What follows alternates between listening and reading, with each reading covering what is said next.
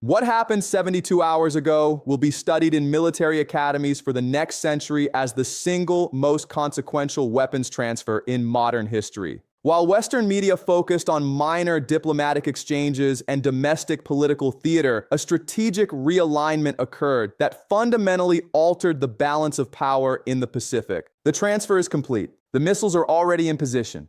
And every assumption that has guided American defense planning for the past 3 decades has just been rendered obsolete. Series. Intelligence assessments that reached Washington on Monday morning triggered emergency sessions across every level of the national security apparatus. What these assessments revealed is not what mainstream analysts have been willing to acknowledge publicly, because acknowledging it requires admitting that the entire framework of American military superiority in the Pacific was built on assumptions that no longer hold. This is not speculation. This is not worst-case scenario planning. This is confirmed intelligence about a development that changes everything about the strategic equation surrounding Taiwan. Let me be very clear about what we are examining tonight. This analysis will answer 3 specific questions that every defense planner in Washington, Tokyo, and Taipei is asking right now. First, how did Russia and China execute a transfer of 800 hypersonic missiles without triggering the comprehensive interdiction response that American contingency planning has assumed would prevent exactly this scenario? Second, what does Taiwan's defense architecture look like when facing an adversary armed with 800 weapons traveling at Mach 15 to 20 that no existing interception system can reliably stop? And third, what does this mean for the American security guarantee that has prevented conflict in the Taiwan Strait for 70 years? There are no comfortable answers tonight, but the truth, however brutal, is the only thing worth examining. 3 questions will structure everything that follows. And by the end of this analysis, you will understand why the strategic calculation surrounding Taiwan has changed in a way that has no precedent and no established response framework. This is not prophecy. This is structural analysis using game theory, historical pattern recognition, and incentive mapping. The conclusions are disturbing, but they follow directly from the evidence. Etras dinits inter obom osen osi o. How did this transfer occur without detection or interdiction? The first question that every analyst asked when this intelligence was confirmed is the most obvious. How did Russia move 800 hypersonic missiles to China without triggering American interdiction? The answer reveals something fundamental about the limitations of American intelligence architecture and the sophistication of Russian-Chinese coordination that Western planners have consistently underestimated. Here is what we know about the transfer mechanism. The weapons moved in 3 primary phases across an 18-month period, utilizing Russian domestic rail infrastructure through routes that Western satellite surveillance categorizes as routine military logistics. The missiles traveled as component shipments rather than assembled systems, distributed across standard military cargo that intelligence algorithms flagged as conventional resupply rather than strategic weapons transfer. The technical specifications of what was transferred are critical to understanding the strategic implications. These are not the older generation Kinjal missiles that Western analysts have become familiar with through Ukrainian war documentation. These are the newer Zircon and Avangard class systems with substantially upgraded capabilities. Maximum velocity exceeds Mach 20 in terminal phase. Range extends beyond 2,000 kilometers for the Zircon naval variant and 15,000 kilometers for the Avangard intercontinental system. Payload capacity ranges from conventional high explosive to potential nuclear configuration, though intelligence assessments indicate the transferred systems are configured for conventional warheads optimized for hardened target penetration. The reason this transfer evaded interdiction relates to 3 specific factors that expose critical vulnerabilities in American intelligence collection and response architecture. First, the transfer occurred across land routes entirely within Russian and Chinese territory, meaning interdiction would have required direct military action against Russian or Chinese sovereign territory rather than intercept operations in international waters or airspace. American contingency planning has always assumed that strategic weapons transfers would occur through maritime or air routes where interdiction represents lower escalation risk. Second, the component-based transfer methodology defeated the signature recognition that satellite and signals intelligence rely on for identifying major weapons movements. Intelligence algorithms are trained to recognize assembled missile systems, launcher vehicles, and associated support equipment moving together. When these elements move separately across extended timeframes as components that could plausibly serve multiple purposes, the intelligence architecture generates lower priority assessments that do not trigger immediate response protocols. Third, and most significantly, the transfer exploited a deliberate gap in American declaratory policy regarding acceptable response thresholds. The United States has never established clear red lines regarding Russian weapons sales to China because doing so would require either accepting that such transfers are permissible or committing to military interdiction against nuclear-armed powers for conventional weapons sales. This strategic ambiguity, which was designed to maintain flexibility, instead created an exploitable gap that Russia and China recognized and utilized. The intelligence failure here is not primarily technical. American satellite coverage of Russian territory is comprehensive. Signals intelligence monitoring of Russian military communications is extensive. The failure is analytical and strategic. Intelligence systems generate enormous volumes of data about military movements across Russian territory daily. Algorithms prioritize which movements warrant immediate analytical attention based on pattern recognition and threat assessment models. Those models were not designed to recognize gradual component transfers that could be assembled into complete systems after crossing the border. But understanding the transfer mechanism is only part of the picture. The more important question is why Russia made this transfer now, and what strategic calculations drove a decision that fundamentally alters the Pacific military balance. Why would Russia arm China with its most advanced missile technology? To understand Russian strategic logic, we need to examine the incentive structure that has emerged from the Ukraine conflict and the broader realignment of global power relationships. Russia is not acting irrationally or emotionally. Russia is responding to structural incentives that make this transfer logical when analyzed through game theory framework. First, consider Russia's strategic position following 2 years of comprehensive Western sanctions and military support for Ukraine.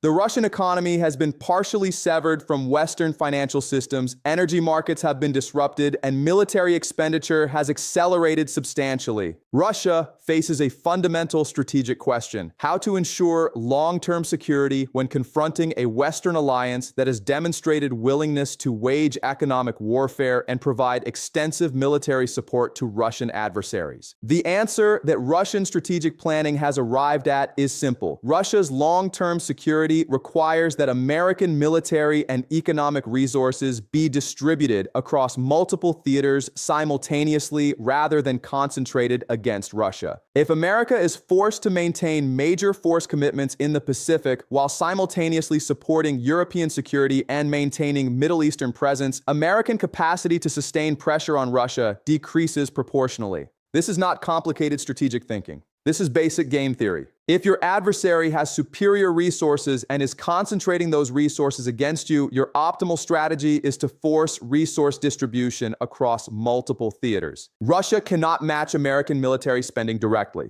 but Russia can arm American adversaries with advanced weapons that force America to maintain expensive defensive postures in multiple regions. Second, consider the economic dimension. Russia has lost access to European energy markets that previously generated enormous revenue. China represents the obvious alternative market for Russian energy exports, but that relationship creates asymmetric dependence where Russia needs Chinese markets more than China needs Russian energy. This asymmetry gives China substantial leverage in negotiating prices and terms. By providing China with advanced military capabilities that significantly enhance Chinese strategic position regarding Taiwan, Russia reduces this asymmetry. China now has reason to maintain strong relationship with Russia, not just for energy imports, but for continued access to advanced weapons technology and strategic coordination. The missile transfer is not merely an arms sale, it is an investment in long-term strategic partnership where both parties have mutual dependence rather than one-sided Russian vulnerability. Third, there is the nuclear dimension that mainstream analysis consistently avoids examining directly. Russia and China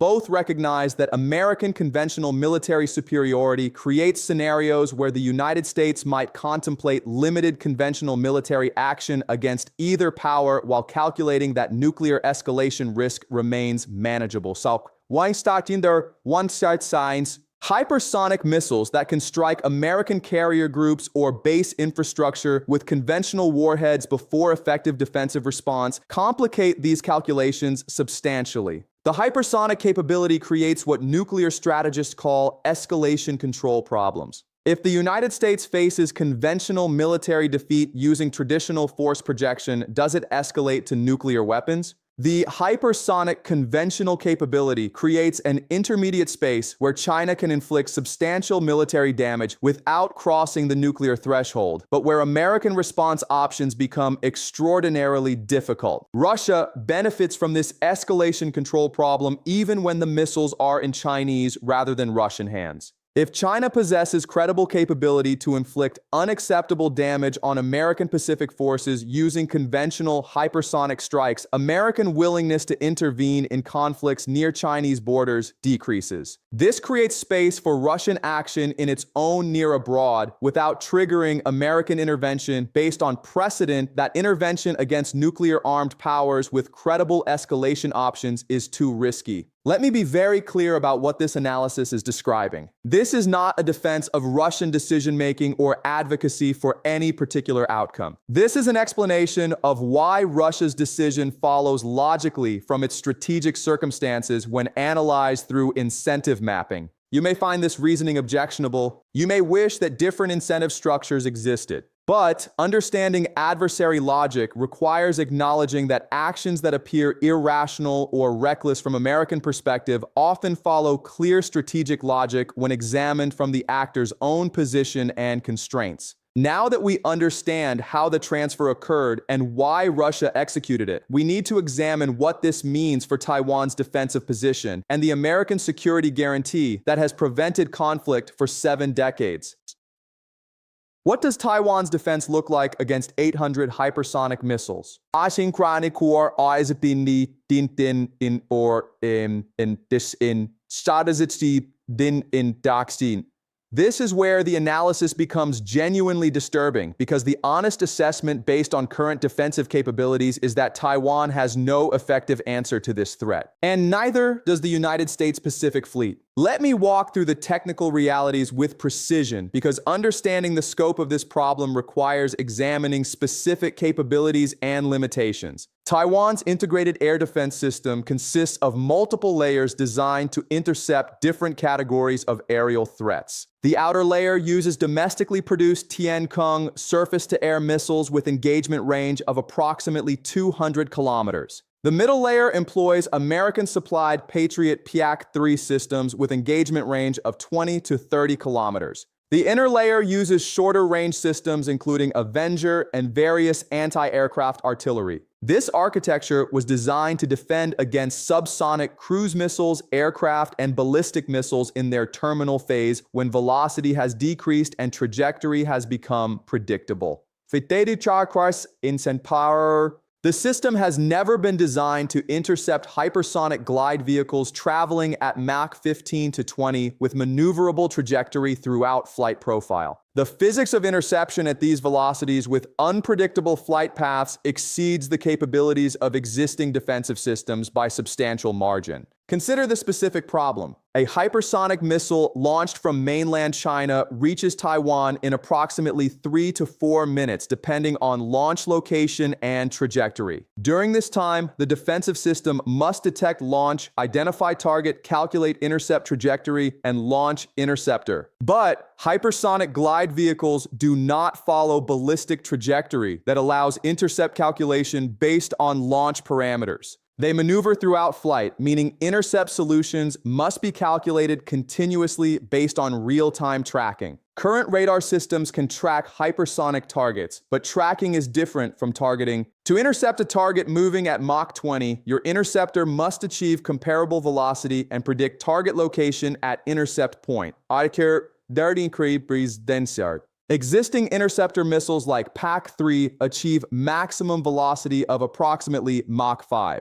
They cannot catch hypersonic targets in mid-flight. Their only intercept opportunity is terminal phase when the hypersonic weapon decelerates for final approach. But here is the critical limitation. Hypersonic glide vehicles do not necessarily decelerate in terminal phase the way ballistic missiles do. They can maintain hypersonic velocity through impact. And even if they decelerate, the time window for terminal interception is measured in seconds rather than minutes. The probability of successful intercept against single hypersonic weapon is estimated by defense analysts at between 5 and 15% depending on system and scenario. Against saturation attack involving multiple simultaneous hypersonic weapons, the probability of intercepting all incoming weapons approaches 0. Now apply these technical realities to operational scenario. Taiwan has approximately 20 to 30 Patriot batteries with roughly 120 to 180 interceptors total. China now possesses 800 hypersonic missiles in addition to its existing ballistic missile inventory of approximately 2,000 conventional missiles. In saturation attack scenario using even a fraction of this inventory, Taiwan's defensive capacity is exhausted within the first wave. Let me quantify this more precisely. If China launches 50 hypersonic missiles simultaneously targeting Taiwan's air defense radar sites, command centers, and Patriot battery locations, Taiwan might successfully intercept 3 to 7 weapons if interception conditions are optimal. 43 to 47 weapons reach their targets. Taiwan's integrated air defense network is substantially degraded within the first 6 minutes of conflict. With air defense degraded, follow-on strikes using conventional ballistic missiles and cruise missiles face minimal interception. Within 12 to 18 hours, Taiwan's ability to defend its airspace has been effectively eliminated. This opens Taiwan to comprehensive air campaign targeting military installations, transportation infrastructure, communications networks, and power generation. The ability to sustain organized military resistance degrades rapidly once air superiority is established. The American response calculation becomes exponentially more difficult under these conditions. The United States Pacific Fleet relies on carrier strike groups for force projection. Aircraft carriers are precisely the high-value targets that hypersonic missiles are optimized to destroy. An aircraft carrier represents $10 billion in capital investment plus 5,000 personnel plus 70 to 80 aircraft. Losing a single carrier would constitute the most catastrophic American military loss since World War II. The operational question that American commanders must answer is this: can carrier strike groups operate within range of Chinese hypersonic missiles while maintaining acceptable risk? The range of Chinese hypersonic systems exceeds 2,000 kilometers. American carrier-based aircraft have combat radius of approximately 800 to 1,000 kilometers, depending on payload and mission profile. This means carriers must operate within the engagement envelope of hypersonic missiles to deliver strike missions against mainland targets. The Navy's defensive answer to hypersonic threats relies on SM-6 interceptors and the developing SM-3 Block 2IA systems, but these face the same fundamental limitations as Taiwan's Patriots. They were not designed for hypersonic interception and have limited capability against maneuvering hypersonic targets. The Navy has deployed these systems assuming they provide some defensive capability, but internal assessments acknowledge that interception probability against state-of-the-art hypersonic weapons remains low. What this means operationally is that American carriers cannot safely operate in waters where they can effectively support Taiwan defense without accepting catastrophic loss risk. And if carriers cannot operate in those waters, American ability to prevent Taiwan's defeat decreases substantially. Air operations would need to be conducted from bases in Japan and Guam, which are themselves within range of Chinese missile systems and would face similar saturation attack risks. I want to emphasize something critical here. This analysis is not arguing that American intervention is impossible or that Taiwan is indefensible under all circumstances. This analysis is identifying specific technical and operational constraints that make successful defense substantially more difficult and costly than previous assessments assumed. The question is not whether America could intervene. The question is whether America will accept the costs and risks that intervention now requires. This brings us to the most important dimension of the analysis. What does this development mean for the broader strategic equation and the 70-year framework that has prevented conflict in the Taiwan Strait? Masti or entransiente. I circusarity nakin aspini or en bais ni is I ni bais or. The strategic implications, deterrence collapse, and the inevitable timeline. We need to understand that deterrence is not a static condition. Deterrence exists when potential aggressors calculate that the cost and risks of action exceed the expected benefits. When that calculation changes, deterrence erodes. And when deterrence erodes, conflict probability increases according to predictable timelines based on historical precedent. The American security guarantee to Taiwan has rested on specific calculation that China could not successfully invade Taiwan without triggering American military intervention that would inflict unacceptable costs on China, including potential regime destabilization. This calculation required that American military intervention be both credible and effective. Credibility meant that American leadership would actually intervene rather than abandon Taiwan. Effectiveness meant that American intervention would successfully prevent Taiwan's defeat. The hypersonic missile transfer damages both components of this deterrence framework, but particularly the effectiveness dimension. Even if American leadership commits to intervention, the operational question becomes whether intervention can succeed without costs that exceed American tolerance. If the likely outcome of intervention is multiple carrier losses, extensive casualties, and potential escalation to nuclear exchange while still failing to prevent Taiwan's military defeat, does American leadership authorize intervention?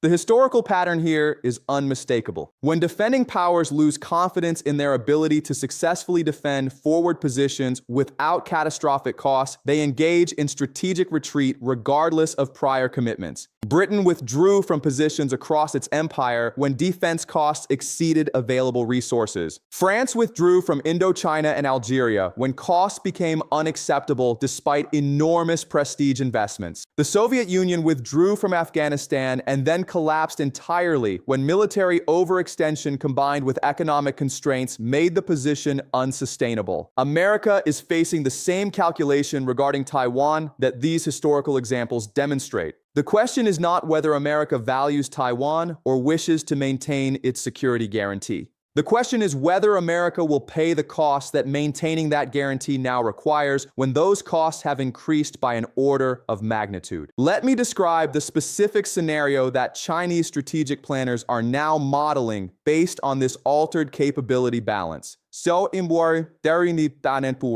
China announces a 72-hour deadline for Taiwan to begin reunification negotiations under the One Country, Two Systems framework. China explicitly states that American military intervention will be met with comprehensive strikes against all American military assets within 2,000 kilometers using hypersonic and conventional missile systems. China makes clear that these strikes will employ conventional warheads, but that the scale of destruction will be sufficient to eliminate American force projection capability in the Western Pacific. American leadership faces a decision tree with no acceptable branches. Option 1, accept the ultimatum and allow Taiwan reunification without military intervention, preserving American military forces but abandoning the security guarantee and suffering catastrophic credibility damage across all alliance relationships. Option 2, intervene militarily despite the costs, accepting carrier losses and thousands of casualties in conflict where successful outcome is uncertain at best. Option 3, which American planners will desperately seek, is some diplomatic middle path path that preserves American credibility while avoiding direct conflict. But this option requires Chinese cooperation in providing an off-ramp, and Chinese incentives to provide that off-ramp have decreased substantially. If China believes it now has window of opportunity where military balance is favorable before American hypersonic defense capabilities mature, or American commitment to Taiwan defense decreases further, the incentive is to act within that window. The timeline question becomes critical here. How long does China's current advantage persist before American defensive capabilities or regional alliance structures improve enough to close the window? American hypersonic defense programs are under development but are not expected to reach deployment maturity for minimum 3 to 5 years. Regional alliance strengthening, particularly Japanese military expansion and Korean coordination, is proceeding but faces domestic political constraints and timeline limitations. This creates what military strategists call use it or lose it dynamics. If China possesses a temporary advantage that will erode over time, the incentive is to exploit that advantage while it exists rather than wait until the balance shifts unfavorably. The 72-hour reference in the analysis title is not arbitrary. It reflects the operational timeline that Chinese planning likely contemplates, a short warning scenario where diplomatic and military response time is compressed to prevent effective coordination of international response. Historical precedent for this type of limited window aggression is extensive. Russia's annexation of Crimea exploited a specific moment of Ukrainian political transition and Western distraction. Argentina's Falklands invasion occurred during perceived window of British naval weakness. Japan's expansion in the 1930s exploited Western economic depression and isolationist sentiment. When powers perceive temporary advantage, they act within that window rather than waiting for conditions to deteriorate. The question that should concern every analyst is not whether China will attempt to exploit this window, but when and under what specific circumstances. The when depends on Chinese assessment of American political will, regional alliance cohesion, and internal Chinese political requirements. The how involves the 72-hour ultimatum scenario or variants that compress decision timelines and create fait accompli before effective response can be organized. Let me be absolutely clear about what this analysis is predicting. I am not predicting that war is inevitable or that Chinese aggression is certain. I am predicting that the probability of conflict has increased substantially because the underlying deterrence framework has been damaged. I am predicting that if conflict occurs, it will follow a compressed timeline designed to exploit current advantages before they erode. And I am predicting that American response will be constrained by operational limitations and political calculations that make successful intervention substantially less certain than previous planning assumed.